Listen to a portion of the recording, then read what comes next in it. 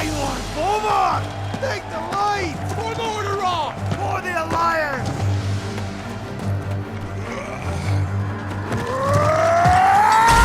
4 years after World of Warcraft launched, Blizzard's phenomenally successful MMO has its second expansion pack. Wrath of the Lich King doesn't boast as many back-of-the-box bullet points as the Burning Crusade expansion did almost 2 years ago, but it's every bit as impressive, and if you're still playing WoW or looking for an excuse to get back into it, you need look no further. On the other hand, if you're late to the WoW party and wondering if now is a good time to start playing, Wrath of the Lich King doesn't have nearly enough new content for new players for it to be a factor in your decision.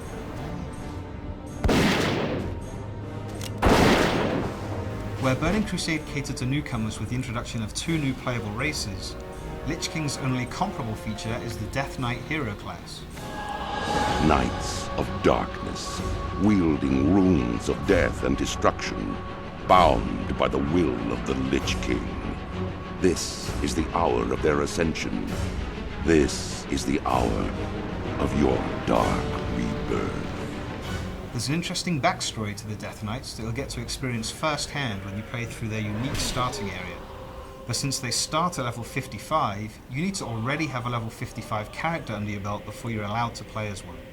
In keeping with the fact that Death Knights are a hero class, they're really powerful, and they play very differently to any other class in the game. For starters, Death Knight's abilities aren't powered by mana or energy, but by a series of 6 runes. That's 2 runes each for abilities from the Frost, Unholy, and Blood talent trees.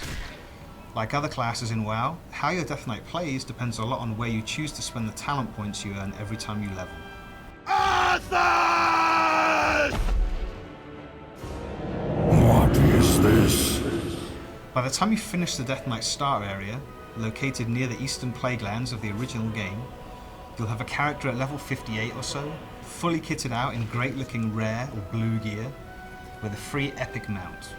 You'll need to gain another 10 levels before you can quest in the new continent of Northrend though, so at some point you're going to have to play through Burning Crusade content that you've probably seen before, and inevitably you're going to end up upgrading your cool looking Death Knight armor with the same generic stuff that warriors and paladins were wearing 2 years ago. That's a real anticlimax after playing through the great Death Knight starter area, but at least it affords you plenty of opportunity to learn the new class. At level 68, you can catch a boat from one of the world's recently refurbished harbours to Northrend.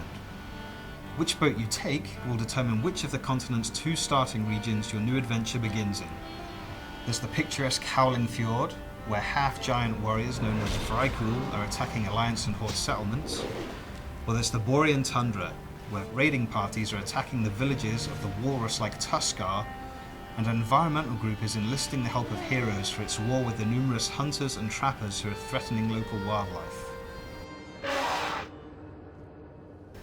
Regardless of which region you choose to start in, it will quickly become apparent that some considerable effort has gone into making quests more interesting and varied this time around. There are still plenty of fetch quests, of course, and there are plenty of characters who will pay you good money to kill a dozen of whatever species or faction they have a beef with. But in amongst those quests are a lot of far more interesting ones that not only give you different things to do, but also immerse you in the world's lore along the way. Perhaps the most obvious examples of new quest types are those in which you take the controls of a mount or vehicle. These include dragons, tanks, mammoths, airplanes, bipedal machines, and even a giant. The controls for these mounts and vehicles are all different, but they're never complicated, and as soon as you take the controls, the game's HUD changes to clearly display which buttons you need to use for offensive and defensive abilities. Like the vast majority of quests in Wrath of the Lich King, the vehicular ones aren't particularly challenging, but they're a lot of fun, and in some cases they prepare you for the new PvP Battlegrounds in which siege weapons are used to destroy enemy fortifications. One of those battlegrounds is the region of Wintergrasp, an entire zone where, once every few hours, the Horde and the Alliance fight for control of a large fortress in an attack and defense scenario that can comfortably accommodate hundreds of players simultaneously, even if the numbers rarely get close to that right now. The winning faction gains control of the fortress for the 2.5 hours before the next battle, and for that time they gain exclusive access to vendors with rare items to trade, to a currency dropped by dungeon bosses, and to a small raid dungeon located inside the fortress itself. These things all add up to give players plenty of incentive to participate in the PvP scenario, though really the fact that it's a lot of fun should be reason enough for anyone.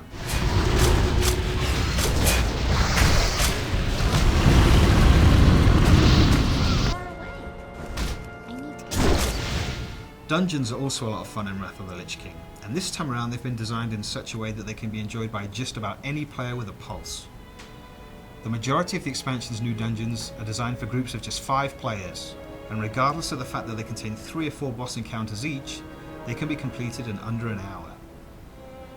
At level 80 you have the option to play through those same dungeons on a heroic difficulty setting that makes enemies far more challenging, but with a good group you'll still have little difficulty getting through them. Now, if you're a veteran raider from a guild that has no problem getting 25 or more skilled players together to play through much larger and more difficult dungeons, you might be wondering if Wrath of the Lich King has anything for you. The answer is yes. In addition to 25-man raids that will likely take you several hours to get through, there are now Xbox Live style achievements to unlock by completing dungeons in particularly challenging ways. For example, there are achievements for defeating certain bosses without first clearing out the smaller enemies in the vicinity. And at least one of those achievements comes with a tangible reward in the form of an exclusive flying mount. There's a lot more to talk about in Wrath of the Lich King, but really, the best way for you to hear about it is just for you to experience it for yourself. Our written review covers some aspects of the game in greater detail, but if all you're looking for is a recommendation as to whether or not you should pay Northrend a visit, the simple answer is yes. Untitled for the Horde! I was wondering if you'd show up. I couldn't let the Alliance have all the fun today. Yeah!